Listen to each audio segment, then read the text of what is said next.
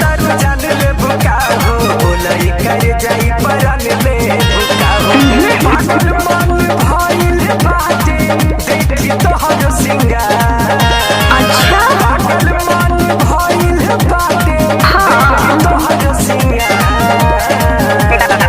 बाबू काहे फटेला बाबू काहे फटेला छाती देखी फैशन हमार बाबू काहे फटेला छाती देखी फैशन हमार।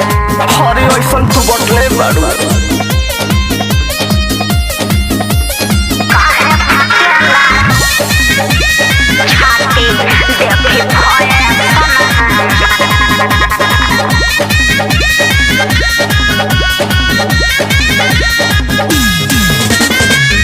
बाड़ू ऐसन चीज दिलवा तोहरे पेलू भाइल बा। ई जानी कहे है अब मनो पागल हिलबा सब बुझतनी तहार चाल। बाड़ू ऐसन चीज दिलवा तोहरे पेलू भाइल बा।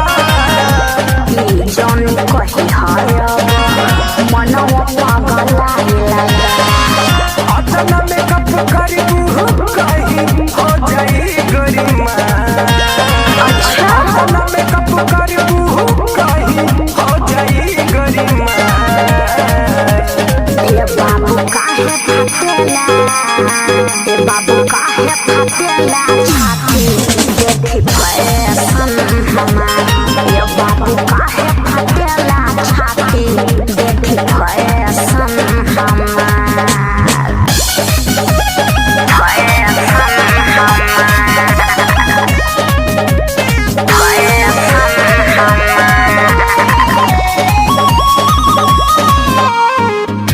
सबका से हटके बाबू जिलवा चवारी में। लागता दीवाना बड़ो हमारा तो प्यार में ढेर पीछे मत पड़ो बुझला। सबका से हटके बाबू जिलवा चवारी में। लागता दीवाना बड़ो हमारा तो प्यार में कहे राहुल सैनी अभय लागलू जनमा।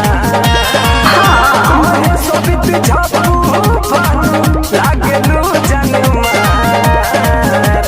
ये बाबू काहे फटेला ये बाबू काहे फटेला छाती देखी फैशन हमार। ये बाबू काहे फटेला छाती देखी फैशन हमार। बुझला जाके अपन काम देखो। अरे कहाँ जाई हो फसरी लगा ली का।